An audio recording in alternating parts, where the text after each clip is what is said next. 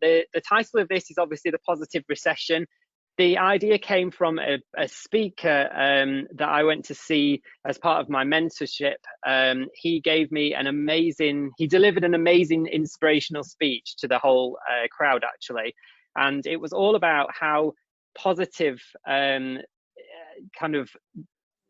positively you can look at a recession. I know that sounds weird, but it will all be revealed when you hear him talk, and how the stats really don't show that a recession is all that bad, because there are lots of things that happen that are good in a recession. So if you could make sure that your mics are turned off, we will get an opportunity at the end to answer questions. If you've got any questions that come to you throughout the webinar, you can put those in the box and we'll get round to asking those at the end. An introduction to me: I'm Lee Bestall, for anyone that I've not met. I'm a garden designer and chair of the region. On the panel later, we'll be joined by Richard Gill, and he's the National Board Director and Vice Chair of our region, and he works for Green Tech, so he's here supporting our suppliers. Andrew Williams of Nurture Landscapes, Head of Operations there, specific responsibilities for looking after grounds maintenance. And a committee member, Ryan Horseman, who is from Palmer Landscapes. He's a quantity surveyor and they look after commercial landscapes. So I think we've got a really good diverse range of people to be able to answer your questions if they're not aimed specifically at Jon. Jon Asquith is an action coach operating in Sheffield and Rugby. He won Coach of the Year in 2020, 2021 and 2022. He has been a mentor of mine for 2 to 3 years now. Absolutely unbelievable guy. I really, really love what he has to say. So as we've all come to hear what he is going to say, I will hand you over to Jon. Thank you, Lee. I'm not too sure if I can trump that. It's been a long time since I've been called inspirational. Normally factual and logical are 2 words that go hand in hand. So I'm just going to start sharing my screen because we've got a presentation to go through. So yeah, first and foremost, thanks for the intro, Lee. I'm looking forward to spending the next hour with you all. And today's topic is going to be how you can maximize your opportunities in a recession, or in other words, recession-proofing your business. I'm going to be looking at this from a business perspective, not necessarily a specific type of business, but all businesses, because they've all got lots of things in common. We'll probably go for about 35 to 40 minutes in the presentation. There'll be about 10 minutes, 15 minutes Q&A available if you've got any questions in regards to the content that's about to be shared with you.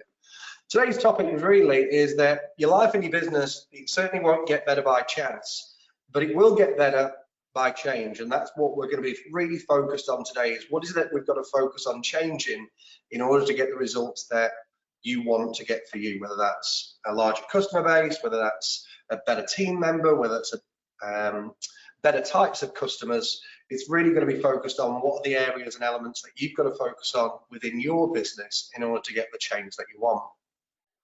So a positive recession, a how-to guide delivered by me.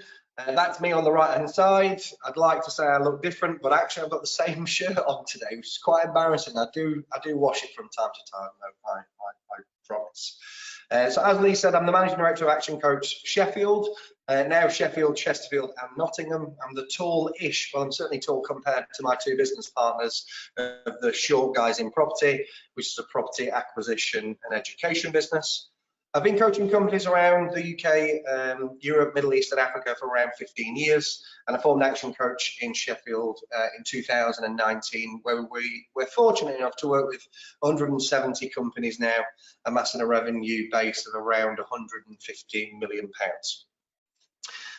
So as today's about the dreaded R word, the first question, and these are rhetorical questions, I don't expect you to answer them, but certainly think about them in your own environment that you're in right now. And if you want to use the chat box or the question box, please feel free to do so. The first thing that I want you to think about is a recession, is it impending doom? Now, if you listen to the media and if you listen to news channels, the answer is always going to be yes. But today I'm going to look at the truth and the facts about what recession actually is and what you can do about it. So the first thing when we talk about recessions is it's inevitable. They're certainly unavoidable. And if you look back over the last 100 years, they're actually fairly predictable. The last recession that we had was around 14 years ago. Generally speaking, they'll happen every 12 to 16 years. If you go back to 2008 and go 12 years back, 14 years back, we were in a recession. 15 years before that, we were in recession. And we all hear about this word, but there's not many people that actually understand what recession is. So I'm going to go through some stats today and talk to you about what happens during a recession and what you need to do about it. Well, the biggest thing and the biggest common factor that I've found with most people is this 4-letter word here, which is fear. When you hear the word recession, it puts people in a state of paralysis, sometimes in a mental state where people don't know what to do, and we become fearful of the environment that it is around us. Well, here are some lessons that I've found can be really beneficial for anybody during a recession. The first thing is understanding the difference between trajectory and overall numbers. There's certainly some lessons that we can learn from bartenders. We've got to understand the difference between a macro and a micro recession, and ultimately how you can get the change that you want in your business. So the first lesson is understanding the difference between trajectory and overall numbers. This is an actual business that I was working with throughout 2021, 22, and now into 2023. When we reviewed their quarter 2 numbers in 2021, they did 120,000 in sales, and in quarter 2 2022, they did 190,000 pound in sales. Now, on the face of it, that's a pretty good improvement. They've grown the business by over 50%, so about 55% here. So it would be fair to say that this business owner was fairly happy with their endeavours in the second quarter of the second year that we were working together. Now, when we actually broke those numbers down, this is what it looked like. So in 2021, they did 30, 40, and 50. I have rounded these up and down just so we don't see all the little micro details after. It's very difficult to add up. And in 2022, what we've seen is they'd started April at 85. They've gone into May and done 65, and in June they've done 40. Now that's painted a completely different picture. In 2021 they had a growing business, and in 2022 they had a decline in businesses, and this is what it looked like on the map. They'd actually finished the second quarter of 22 in a worse off position than they did in 2021. Sometimes we focus too much on the actual number itself and not really look at the pattern that your business is showing you. So some of the things that I want you to start thinking about today, especially from a financial perspective, is what's going up in the business, what's going down in the business, what patterns are there available, and what information's at your disposal so you can start making better decisions about it. There's things that you can also look at. It's not just finances, but systems. You can look at efficiency, you can look in sales and marketing, and ultimately you can look at your overall cash position. Is your overall cash position improving? Is the cash flowing to the business improving or declining? So that's the flow of money going in and going out of the business. And what's happening with the gap of cash? So the days that it's taking your customers to pay you versus the days that you're actually paying out in the business as well. Is that increasing, improving, or is that declining and getting worse? So they're the 4 areas that I'd like you to start thinking about from a trajectory perspective. What's happening with our profits? What's happening with our losses? What's happening with our efficiencies? What's happening with our sales and marketing? And what's happening with our cash? And that's 2 areas, flow and gap. Now, when I talk about this message in recession, lots of people look at me in a very weird way, but it's a really simple message that the one thing that all bartenders have got in common is they need people to walk through the door in order to generate a sale. So if your business is far too reliant on what I would classify as walk-ins, people coming to you during a recession, that will naturally slow down, because ultimately during a recession there's less money flowing around in the economy. People watch the news, they hold on to their cash, they don't make decisions as quick as they do in a booming economy. So if your business is reliant on footfall, incoming phone calls, emails, we should expect that to slow down. So during a recession, we really have to think about being more proactive. Whereas when there's lots of money flowing around, you get lots of inquiries coming, you can sometimes become a little bit lazy, maybe is one word that you might want to use, or reactive, just reacting to what's happening within the business. versus having a more broader outlook and being a little bit more proactive in what you do. So it might be a good opportunity for you over the next couple of weeks, especially, to think about where your business has maybe become a little bit too reactive. Maybe in marketing, have you stopped doing so much because you've been so busy? Maybe it's that sales process. Is there an area that you can start wowing your customers a little bit more? Is it the systems element? Have you become too people reliant because you had the excess of cash to hire the people, where really we should be starting to look at what are some of the systems that we can implement to start creating efficiencies? The third area that I want to look at is, for me, is a defining thing when it comes into recessions, and that's the difference between a macro recession and a micro recession. So around 17% of businesses, both large and small, will go out of business during a macro recession. So a macro recession is generally global or national. Whereas 9% of companies actually come out of the other end of the recession in a more positive space, whether that's more profitable or whether that's more agile. Generally speaking, they're stronger when they come out of it. The difference between a recession and a depression, a macro recession is anything between 0.01 and 10% shrinkage in GDP, and a macro depression is anything above 10%. You'll hear lots of people talk about 2008 as a big recession that we had, and I want everybody just to think about, in 2008, what do we think GDP over that calendar year shrunk by? So that is the amount of money that's in flow and being spent.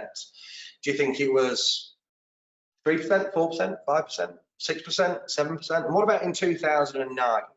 Well, 2008 was the start of the recession, and 2009 is where it actually happened. But in 2008, GDP actually shrunk by 0.2%. And generally speaking, that's a lot lower than what most people think. We had a big financial crash when it came to the housing market, especially in America. But over here, it wasn't necessarily seen that much. By 2009, when a lot of the financial institutions were taken over by the government, we saw a drop of 4.5% in overall spending. So today is about focusing on what the 9% do to flourish and what lessons we can take from the 17% that don't. So macro is national, global. Micro is you. Now, just because there's less money flowing around globally doesn't necessarily mean there's less money flowing around you.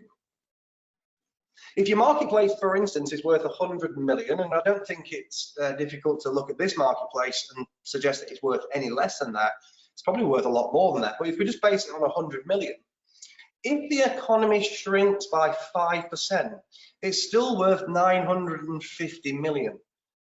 So my message today is, well, why don't we focus on the 950 million that's left and not necessarily put too much focus on the 50 million that's no longer around. When you're looking at your microeconomy, that's you. You've got to start thinking about, is there an additional product or service line that I can start offering to my customers or consumers that would make them want to stay with me for longer or want to spend more money? Can we deliver more speed? Most people, if they can get things quicker, they'll pay more money. Can we add value, or something what I often talk about with my clients specifically, called CNEs, or critical non-essentials? Things that most people don't see as important. I will share a really quick story at this point in time, just so you can understand what I'm talking about when I'm discussing critical non-essentials. One of the most perfect business people that I have ever come into contact with is a guy called Paddy Lund. You will never know of him. He's certainly not going to be on the TV. He's not going to have written books. He's certainly not a billionaire, but he certainly mastered a business that was completely driven around critical non-essentials. This is how he can differentiate himself from his marketplace, so his marketplace will pay him more money, and they'll do that gladly. Now, Paddy was a dentist of all things, so he ran a dental practice. He trained here in England in the NHS, and later moved over to Australia, where he went into private practice. Now, on interviewing Paddy about 17, 18 years ago now, one of the things that he shared with me is his deepest, darkest secret was he actually hated teeth. And during his time in the NHS, he said what he found was, because he dealt in emergency dentistry, he was dealing with rotten teeth all the time, bad breath, bad teeth, and he absolutely hated it. And what he found was, generally speaking, the more money somebody had, the better their teeth were, because obviously there was more money available, they invested more money in their teeth. So he said, how can I make sure that when I go into private practice, I can get people that are a little bit more well off, that don't mind paying a little bit more, provided they got the right service? And he started going into some dentist practices and found that the first thing that you get greeted with is a receptionist that really doesn't want you there because you're distracting him or her from inputting information onto a system. You then got put into a waiting room with people that you didn't necessarily like, with magazines that were 5 months out of date. And the only thing that you could smell is the pink stuff that people put in your mouth that you're not really sure what it is. So he said, how can I create a business that creates an experience that as soon as they walk in, they know they're in my business? So Paddy, one of his first customers was a dear friend of his. He was a multi-millionaire. He spoke about, like, I'm going to create a private practice just for people like you. And he made it a referral-only business, that the only way that you could become a customer of mine is if you were referred to Paddy's dentist. The easiest way to explain it is the experience itself. You didn't know Paddy had a dentistry practice until you turned up. It's not like he had signs on the front or any shop frontage. It actually looked like a quite well-kept bungalow in Brisbane, Australia. Very well-kept grass, and the only way that you would know it was Paddy's place is you had a big golden apple on the front of his door, which matched the business card that somebody had given to you if you were referred to Paddy's dentist. When you walked up to the door would open for you. You wouldn't have to open it. And you were greeted by your own personal receptionist that greeted you with your first and your second name and said, we can't wait, Paddy can't wait to see you today. Would it be okay for us to take you to your personal reception area? As soon as you walked into Paddy's dentistry, the first thing that you could smell was freshly baked bread. And when you got to your own personal waiting room, it had your name on your plaque on that door. You walked into your room to the smell of freshly ground coffee with your own subscription of magazines, and your personal receptionist asked if there was anything that he or she could do for you at that point in time. Now, from an experience perspective, imagine walking into that business versus your current dentist. Are you more likely to go back to that place, meaning that they've put some care into what they were doing, or would you go back to your current dentist right now? When I share that story, most people, most of the time, say they would go to Paddy's. Now, what I haven't said is how much more money Paddy charged for that. On average, he was 2.5 times more expensive than his closest competitor. But because he'd identified a marketplace where money didn't really matter, it was more about an experience, that didn't have an impact on the yield in sales. The second thing that I've not really spoke about is how good Paddy was as an actual dentist. He often described himself as a bang average dentist. His skills were average, but he made sure the experience was over and above everybody else. Anybody that transacted with him, they want to do it again and again and again. And that's what Paddy said. These are the critical non-essentials when it comes to consumer delivery. Most people focus too much on what they do and not enough on how they do it. So what are some simple little things that you can start considering when you're delivering your services to people that would go above and beyond? Another great story about critical non-essentials came from a guy called Joe Girard. If you buy a Guinness Book of World Records, Joe is in there. Joe is in the Guinness Book of World Records for selling more cars than anyone else ever. On average, a car salesperson will on average sell 6 vehicles a month. Paddy sold 72 consistently for 20 years. And when he was interviewed and asked how he did that, he said he invests 12, is American, so $12 a year to ensure that his customers came back. He understood that on average, people in America were buying a car every 3 years, whether that was used or new. And when he sold a car, he would ask some very simple questions. The first thing he would ask is, what's their birthday? Were they married, and when were their anniversary? They were the only 3 questions that he asked. And what you get from Paddy over a period of 3 years, you get a birthday from your vehicle saying happy birthday. You get a Christmas card, you get a Thanksgiving card, you get a Valentine's Day card from your car, you get an anniversary card on the anniversary of your wedding day or your engagement date. And that would continue over the period of 3 years. So over 3 years, you get 18 cards from Joe, and nobody could ever go anywhere else because they felt he was personally invested in them. What Joe had worked out is just by simply saying thank you to people and wishing them well on their birthday equated to somebody coming and spending $20,000 on a vehicle. It's the simple things sometimes that we overlook, especially in a booming economy, that we don't necessarily think of going forward to ensure that we can manage our microeconomy going forward. So you might want to start thinking about focusing on service. You might want to think about adding speed. You might want to think about critical non-essentials and additional product lines and services. You've got to make it easier for people to buy. Having a long waiting list is no longer a selling point. People don't want that. You've also got to think about the cost. The cost is a byproduct. It's not the actual defining decision. It's certainly not the primary factor. It's important, but it's not the only thing. Remember, people used Paddy's dental practice not because it was the cheapest, but people deemed it as the best service. Just give me 1 second. So what we're looking for is change. Now, what I want to look at is what is it the things that might be stopping you from doing things a little bit different. This is the equation for change. So the first thing we've got to know is where we're going. Where is it I'm looking at taking this business to? So having a vision. The second thing that we've got to do is to define, have we got the skills in order to take us there? Do I have this incentive and the resource to get me there? And the final thing is, do I have a plan in order to ensure that I can get to where it is that I want to get to? Now, most people, again, most of the time don't have these 5 primary sources. So the important thing to recognize is where you currently sit on this equation. Because if you lack the vision to do something, you might have the skills, you might have the incentive, you might have the resource, and you might have the plan. But if you don't have the vision, it's going to become quite confusing because you don't necessarily know where you're going.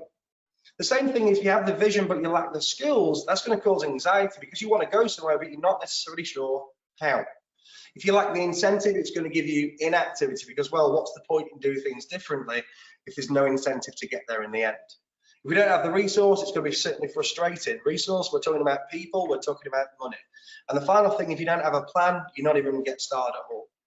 So it might be good for you to take a moment to look at where you are on that matrix to go, do I need to look at where I'm going? Do I need to focus on my skills? Do I need to make it more incentive driven? Do I need to make sure I've got the resources available in order to get me to where it is that I want to get to?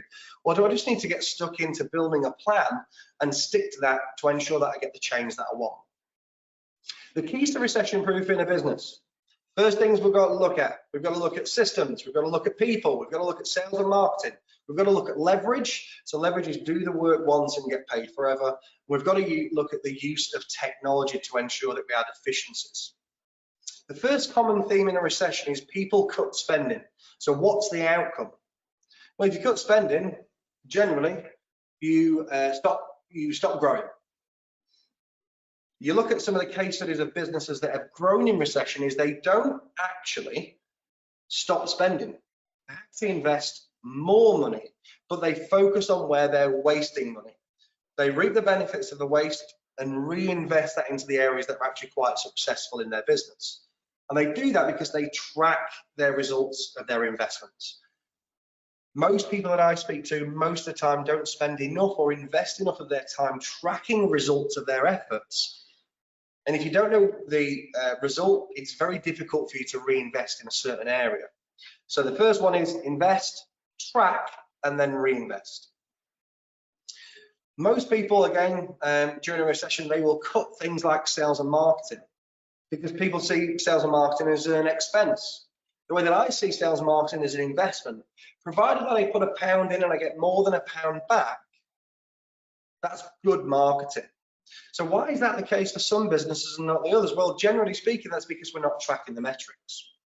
If you start tracking the metrics by testing certain things and putting measures in place, you can work out 2 really important factors. The first important factor is acquisition cost. So acquisition cost in its plainest simple terms is how much am I investing to buy a new customer? So if you invested £3,000 in advertising and you got 10 customers, your acquisition cost was £300 per customer. So the first question in a downturn economy is how can we reduce that or buy more customers for the money that we're spending? The second thing that we're looking at is lifetime value. So if your customer, using this slide, spends 5,000 a year for the next 6 years, that's 30 grand. Well, how can I increase that? And that's going back to a couple of slides back where we were talking about adding product lines, adding service lines, putting critical non-essentials in place. If you were to send a birthday and a Christmas card to somebody every single year over the next 3 years, when they decided to do something else, are they more likely to come to you or certainly speak to you before they made that decision? So testing and measuring acquisition cost, looking at the lifetime value of a customer and asking yourself the question, how much am I prepared to buy this customer for?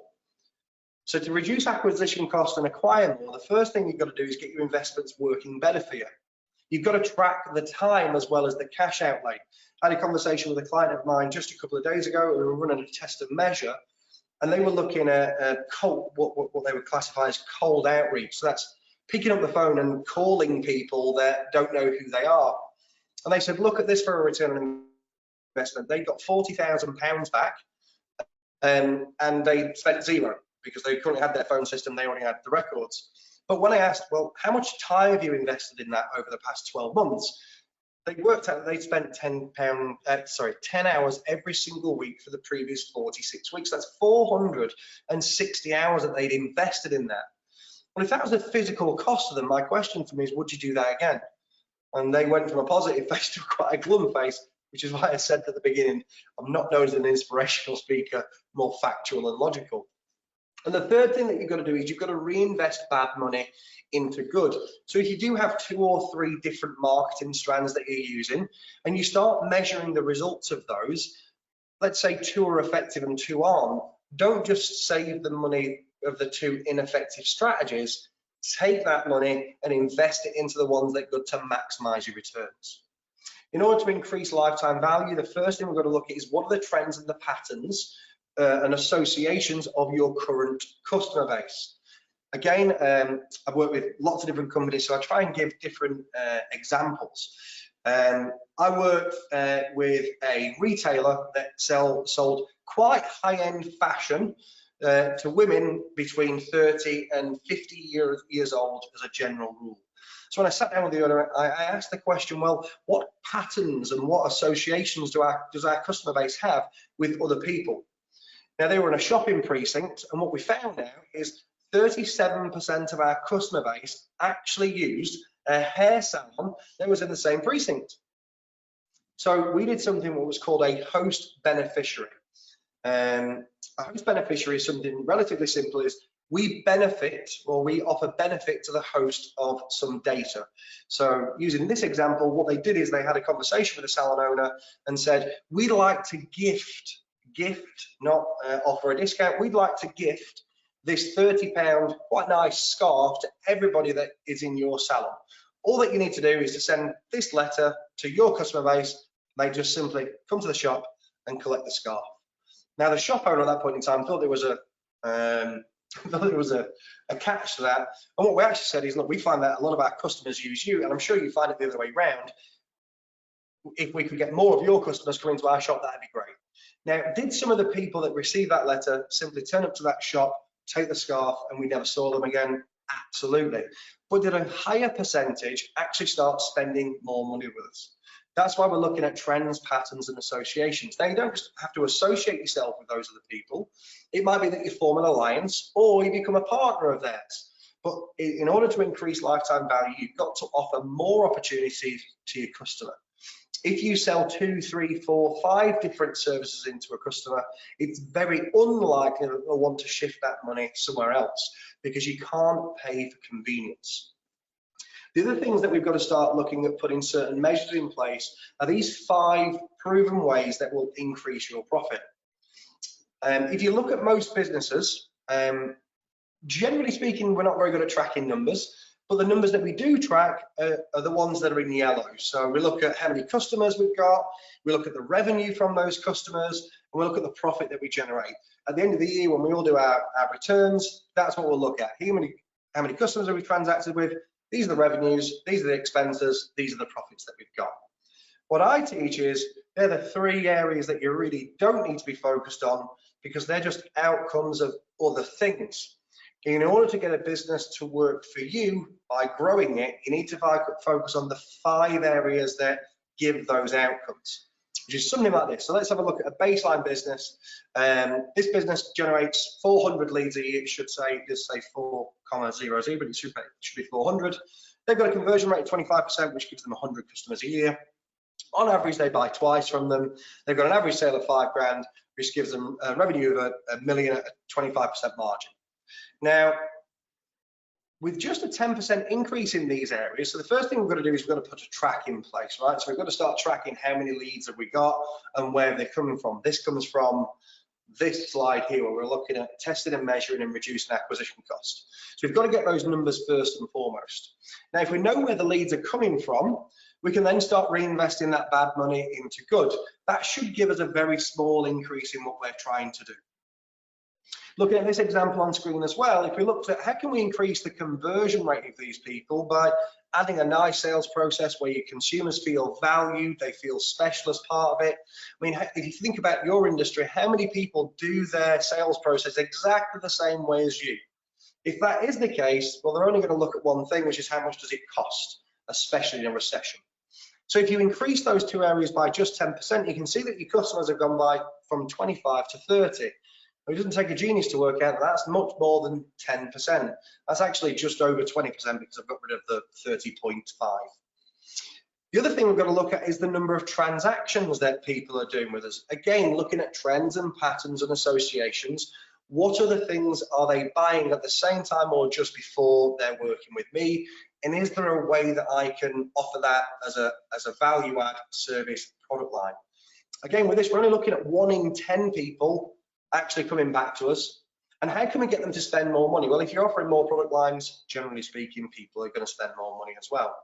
The best way to look at this is by just doing those 4 simple areas. That's taken the revenues of this business from 250,000 to 366,000. Again, doesn't take a rocket scientist to work out. That's certainly not 10%. To increase your margins, a good strategy to do is to look at actually increasing your prices, not reducing your prices. Again, one of the common things that I have during conversations with people is assessing the last time that they actually increased their prices. With most people, it's way over 3 years. Now, if you've not increased your prices in the last 6 months, you're certainly not going to be making the margins that you were 6 months ago.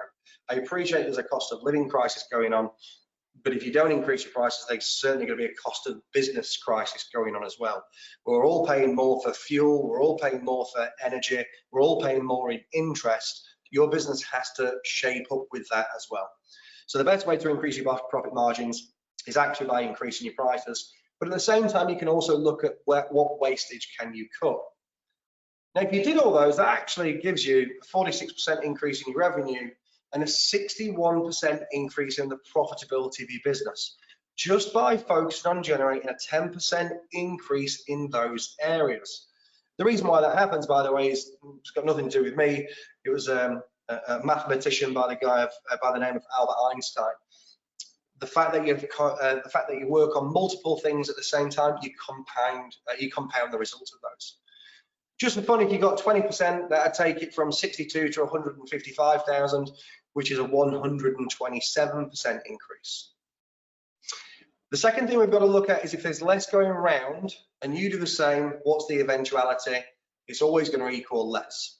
So in order to just stand still in a recession, everybody within your business must do more. If you do everything at the same level because there is less flowing around, the outcome will be less for the business. So it might be, and I alluded to this right at the beginning, it might be an opportunity for you to look at where we maybe become a little bit lazy in the business and where could we trim but reinvest to increase efficiency. What are the little habits that we can start creating to make big outcomes? Another simple but effective story was during COVID. I know certainly panic had come in March and April 2020, and I was working with a digital marketing company at that point in time. And I said, look, what's a really simple habit that we could all get into? This was a team of about 15, 16 people that enabled us to be a little bit more proactive. And he said, well, we've only got 3 on the business development team, but there's lots of relationships that we have. I said, okay, so how can we harness those relationships? And one of the things that they decided during that COVID period was just everybody had a 30-minute business development time. So 30 minutes at the beginning of the day, whether that's outreaching to people on LinkedIn, sending somebody an email, picking up the phone and just asking how people are. That business actually increased its revenue by over £1 million just on that strategy during 2020. It's interesting enough, I had that same conversation with the same person about 3 weeks ago, and he said one of the interesting things is things got better, so he stopped doing the 30-minute business development session. Some of the things that he'll be investing during this upcoming recession. So what we've got to look at is consistent activity at a higher ratio. So where are the things that you've got to start doing a little bit more in order to start pushing the business forward? Because little habits really do create a positive outcome. If your business gets 1% worse every single day over a calendar year, it actually just gets a little bit worse. But if you get 1% better at certain things, it'll actually give you a 37.7% increase in your overall effectiveness in the business. Again, I can't take any credit for that. This comes from a book called Atomic Habits by an author called James Clear. If you've not read that book or seen his TED Talk, do suggest that everybody does it. Now that's easier said than done though, because I look at this graph fairly regularly and I ask the question, what's the problem here?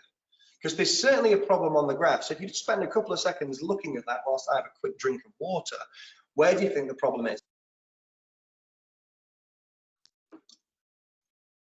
The problem is here.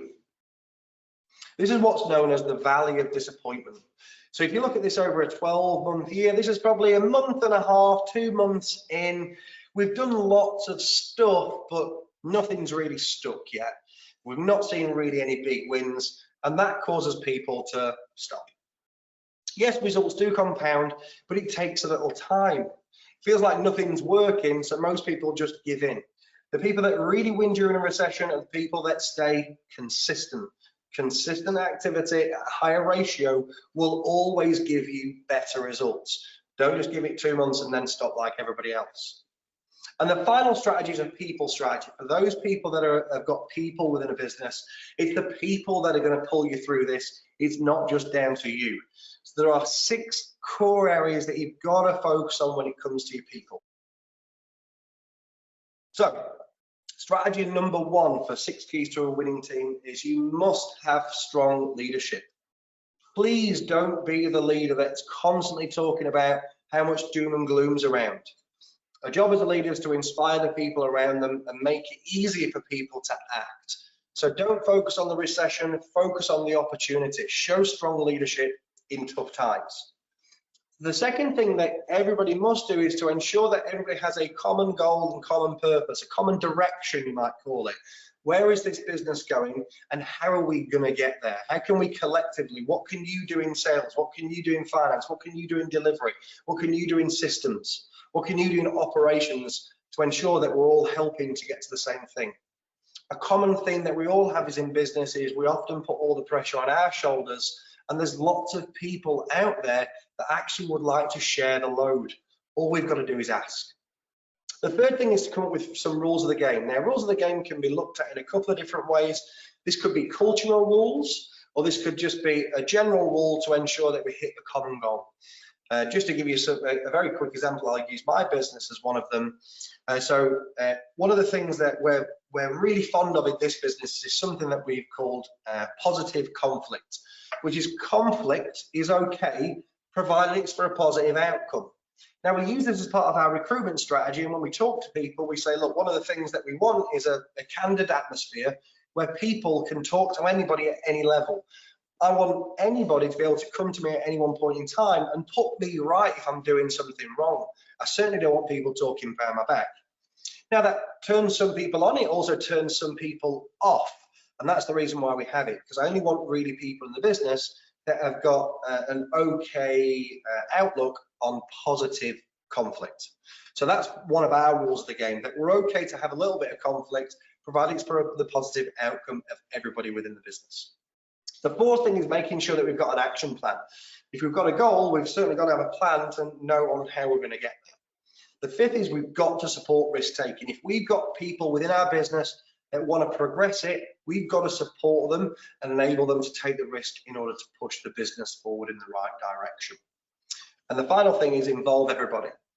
Don't just involve 3 key team members that might be part of your senior management team. We've got to involve everybody in this to ensure that we've got a positive outcome for the next few years. To answer a question that somebody might ask, they ask, how long do they think this recession is going to last? Nobody really knows. It could be quite short, it could be quite sharp, it could be quite long, it could be quite, in regards to length of time, it could be quite short as well. Nobody knows. But the key is to ensure that we get into the right habits now and ensure we stick to those habits when we get out of it. Because what really does flourish and what really does start to bloom is if you kept doing the strategies and tactics that you implement during a recession, when there's a lot more money flying around, imagine how much better things could and should and will be for you. Because business and life is as simple as a pig. It's all down to the people that you associate yourself with, the education that you take in, but ultimately the action that you take, and it's the action takers that define the results. So yeah, it's good to surround yourself with good people, and that's important. Yeah, it's important to take some education in from time to time. That's important. But the last thing we want to do is to become book smart. We've got to take some action with this kind of stuff as well and actually do something about it. So the 3 things in order to recession-proof your business. The first thing is meticulous tracking. We've got to be driven by data, both in numbers and in trajectory. We've got to turn up the pace in certain areas, because if we just stand still and do the same, the outcome is always going to be less. It might not be life-threateningly less, it might not be career-definingly less, but there's certainly going to be less going around. So in order to stand still, we've got to start increasing speed. Maybe that's being a little bit more proactive. Maybe that's using the first thing in regards to tracking things and reinvesting. Don't be the bartender sat about waiting, hoping for somebody to walk into the business. And the third one is ensuring that we've got the 6 keys to a winning team.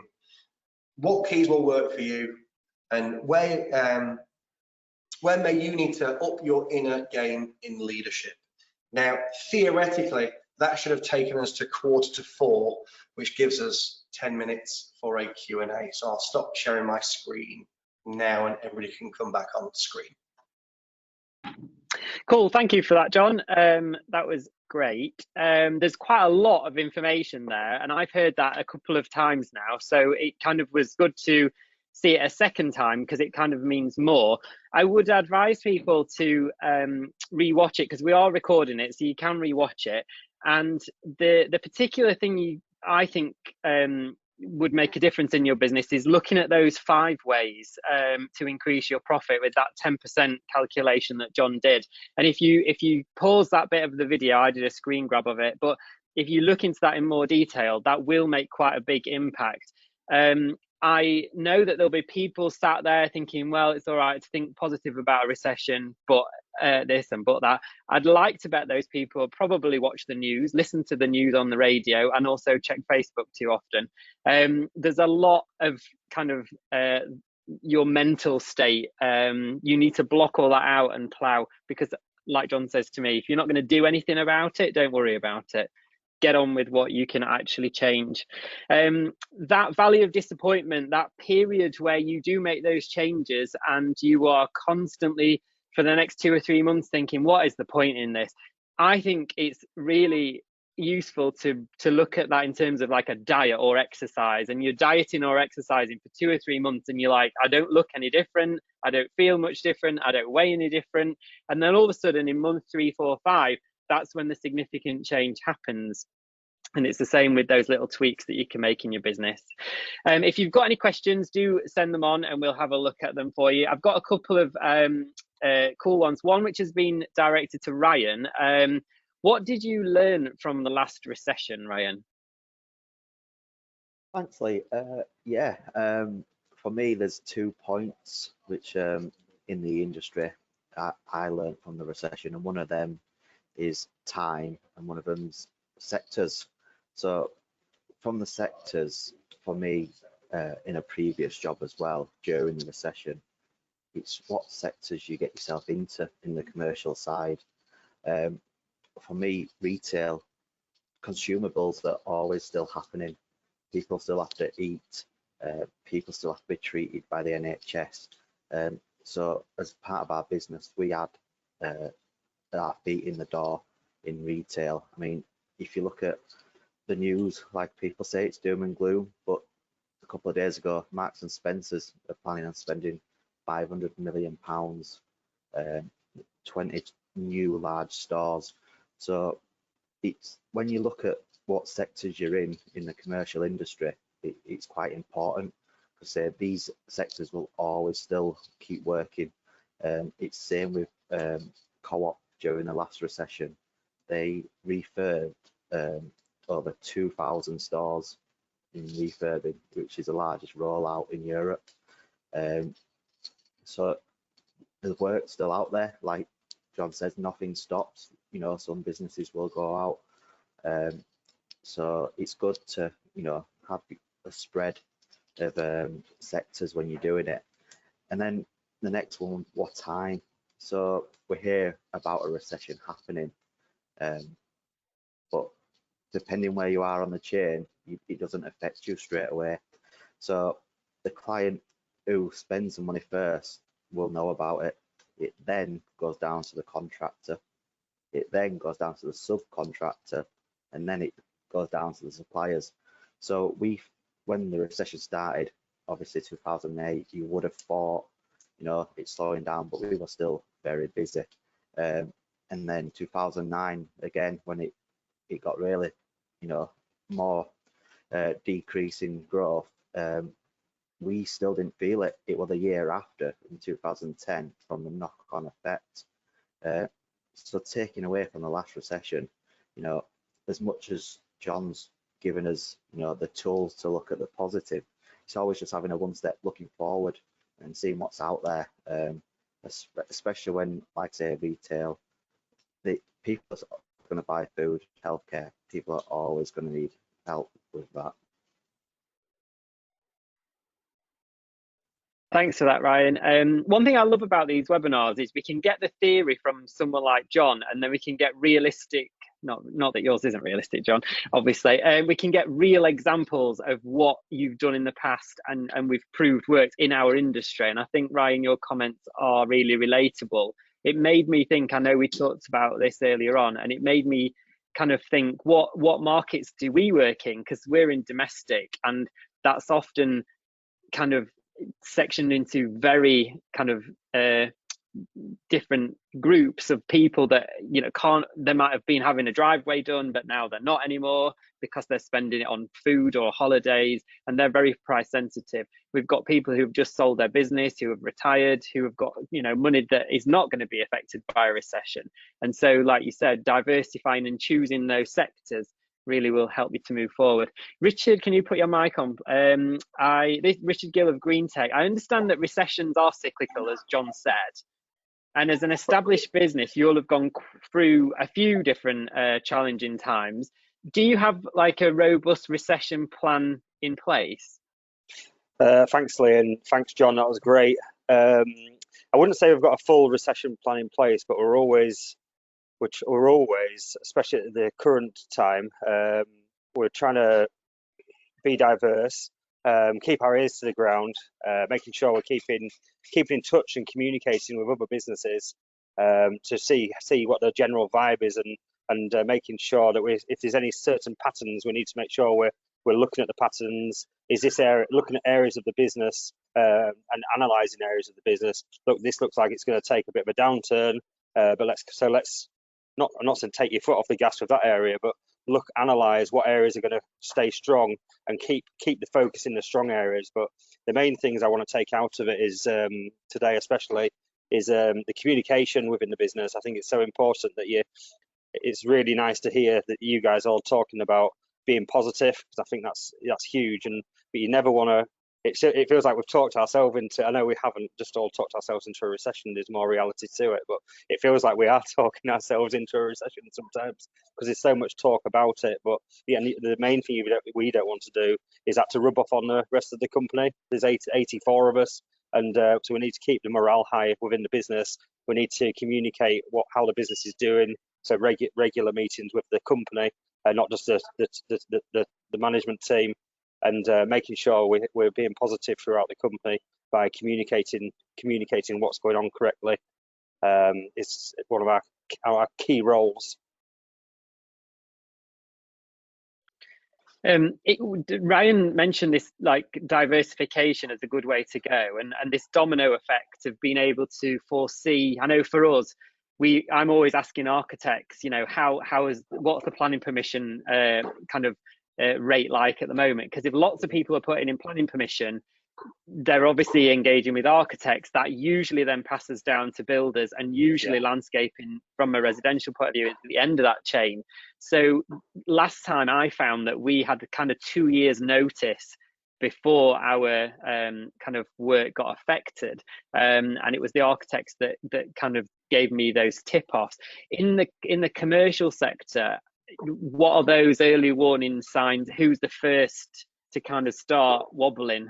Yeah, it's really good point, but our customers are key, and again, the communication to our customers, because a lot of our customers would be contractors in different sectors, but generally they're working for main contractors, so that's always a good telltale sign of how busy are you. I like to keep in touch with the companies that are on this panel actually, and it's always nice to hear that estimating departments are busy, because that's a really good sign that everyone's pricing work. But like today, I'm out on the road. I've been to see 4 or 5 customers over the last couple of days. Generally, the market is still keeping lovely and busy, and they've all got good order books. But we take the lead from our customers a lot of the time, because they're hearing firsthand what the market's going to be looking like in the future. It's interesting picking up on what Jon said earlier on about the reality versus what we think, because actually when you just said that the quantity surveyors are busy, because that might say to me that people are sending it out to more people. So if you usually only sent it out to 3, you might now be sending it out to 6. So QSs may feel very busy. Oh, sorry, so like the people you send the quotes to may feel very busy, but that's because they've got twice the inquiries. So I think it's important to look at that plus what is actually turning into work, which I'm glad to say from what I've spoken to the panel is also increasing. Have we got any question? I can't see any questions come through on my system, but has anybody oh, hang on, there is a question around the impact of this recession being different following COVID and the increased recognition of the importance of green spaces. I don't have anyone, I don't know who sent that question in. So question, Jon, do you know if obviously, you know, we've never had, like, we went through Brexit, then COVID, then a recession. We've had kind of a triple whammy. I think any business that can survive those 3 things probably has a good chance of surviving the next one. Have you got any specific advice? Do you think the recession, have you heard anything that this recession will be different from because of COVID? Most people are actually saying it's going to be short. It's going to be much more than the 2008 one. If you look at the 2008 recession, it lasted for around 5 years before we had 4 quarters of growth. People are saying it's a lot shorter than that. They're predicting probably 12 months. I don't think that 12 months is this year, personally, based on patterns that are forming outside of businesses that I work with. Thinking about, I work with 4 quite large architecture practices who all 4 had their record year last year, which would suggest that money is still circulating around. The thing is, that is probably COVID money, though. I don't know whether you saw, but economically and financially, there was more money in bank accounts at the end of 2020 than there was in any of the 10 years previous to that. So that's probably 2020's money coming in. Now, as we all know, when you spend money, you've got to find that money to pay it back. So that's probably where we're finding that now. If you add that with the sort of the home crisis where we've got now with energy, that's probably where people are starting to tighten their belts a little bit. But I can't see this going more than 5%. Certainly, I don't even think it'll get there. There will be plenty of money still going around. The important thing is to start looking at where that money's coming from and give it more attention. The main rule when it comes to growth is growth loves speed. So act on things as quickly as you possibly can. If you act sooner than anybody else, generally you'll win. It's the ones that don't act, stand there and go, let me just have a look around, see what's going around, and don't do anything about it, that will generally bear the brunt of it. Yeah, there's a second part to the question really, which is do you think the increased recognition of the importance of green spaces will help our industry to beat the recession really? I've definitely seen a change in the domestic world, and people obviously are changing the way that they use their green space outside. Mainly I've seen the change in the prolonged periods that they're using it. So they're using it earlier in the year, they're using it later in the year, and no one's now afraid to just throw a blanket over the shoulders and go and sit outside, whereas before it'd have to be a glorious sunny day. What about the commercial world? Have we seen any, or is it too soon to tell yet? I think it's probably too soon to tell, but I think we can see from the trend at the moment. I mean, when you're looking at flats, you know, when you think back in the day, they're just flats, just big, tall buildings with flats. I mean, at the moment, we're doing plenty of roof gardens. People are utilising the space. The space is vital, I think. It's not just bricks and mortar anymore, it's the life, you know, people, residents are in there. Even with student accommodation, there's, you know, you reckon they're just going to be there to sleep and party, but no, we give them nice gardens, courtyards. I mean, the process of getting some trees into these courtyards take cranes to get there. So if we're continuing, I think we will continue doing a lot of green spaces within you know, the construction industry, and hopefully for us that helps us through the recession. Yeah, I think I've seen over the, I think it is too early to tell, because those schemes, obviously, first of all, we have to realize there's a need for it, and we did in COVID. We have to then change, you know, go through planning, design those places and implement them. There's quite a long lead time. And I think if you're saying that people, you know, in flats are using more green space, the way we design is being taken into account. I'm glad to say that most planning applications in our area now require a planting plan in order to get the building or extension or remedial works passed. So that's a good move forward. I think in general, you know, our industry will have benefited from this realization that your built environment is more affects your mental health more than we maybe gave it credit for before.